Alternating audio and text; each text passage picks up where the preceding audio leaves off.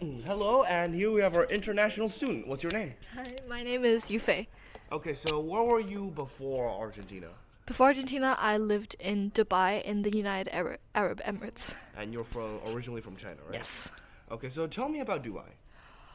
Okay, well, Dubai is a very different place from Argentina. For one, the weather is completely different. It's the northern hemisphere, and it gets really hot in there. There in the summer, it can reach up to 40 something degrees, and I personally am not a big fan of that. Something else is, I guess, the culture and the people. The UAE is a very small country, and Dubai especially is full of expats. It's a very international city. It's from you meet people from all around the world traveling to find better job opportunities. And for me, as like a kid, that affected how, like, the people I met, the friends I made, the teachers I had. Yeah. And okay, so these are the differences from Argentina. So there are things you like and don't like about the UAE. So what are the things you like about Argentina now? Well, I guess you're a big fan of the weather. that's true. I'm a big fan of rainy weather since I grew up in such like a hot and arid place. But moving on from the weather, let's see.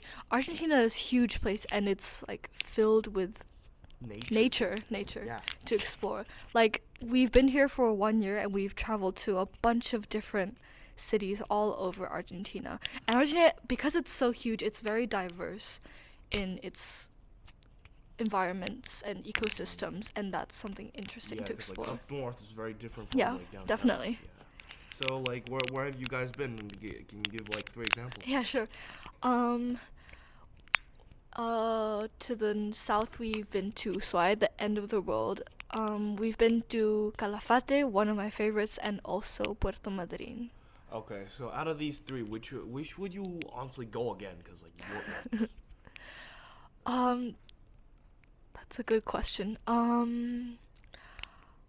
I would go to Ushuaia again. Just because, okay, I would love to go to the South Pole if I had the chance to take a boat from Ushuaia and go to the South Pole and see all the different creatures and the scenery there. the little Yeah. penguins. And so I know nature is a very big part of life, and indeed a very vital one, but also our friends. So how do you feel like making friends here? It's like they're from all around the world. That's true. For as long as I know, I've been to an international school in Dubai and now in Argentina.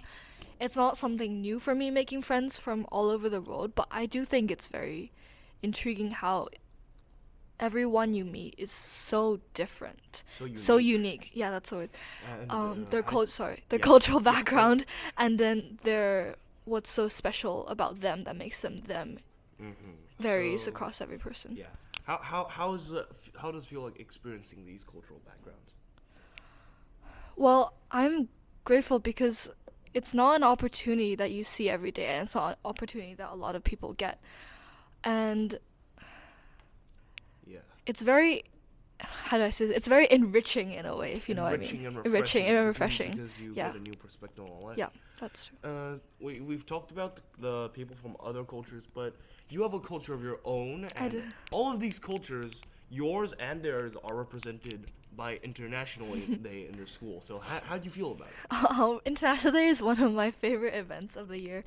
I don't know. Not only do you get to, you get exposure and you get to experience all like many different cultures from all around the world, and you can see how they differentiate. And I love that you get to try the food from all the different countries. And another big aspect of International Day is the performances. People go in turn like dancing, singing, showing their talents, dance, right? and representing the country. Yes, that's another part of why I love it, because I love dancing. That's one of my hobbies, and it's a nice feeling. Like, I feel proud when I get to represent my country with my dance. Yeah. And now you're merging your own culture from here to the culture here. Well, then to merge into the culture here, of course, you have to know the language, which is Spanish. So how do you like learning it? Is it hard? It's definitely a new challenge. Like in Dubai, they speak Arabic, but since it's full of expats, like I mentioned, everyone there speaks English. And I've never really had the trouble of a language barrier. Mm-hmm. So after coming to Argentina, I realized that everyone here speaks Spanish. So if you don't know Spanish, then you really cannot converse with anybody. You cannot live practically. Mm-hmm. Um, so it's something you have to learn, and knowing English, Spanish isn't too difficult to learn, but I will say that to become fluent is It a takes a whole lot other more. level and a lot of time and a lot of practice. Yeah, yeah, yeah. Because, like, for example, if your native language is like Chinese, which doesn't use an alphabetical system, it's a little harder. Mm-hmm. And so, languages, this is one topic. We speak of another topic here. So, where are you planning to go after you go to Argentina?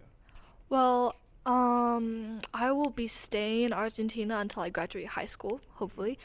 And then after that, I would go to, United States?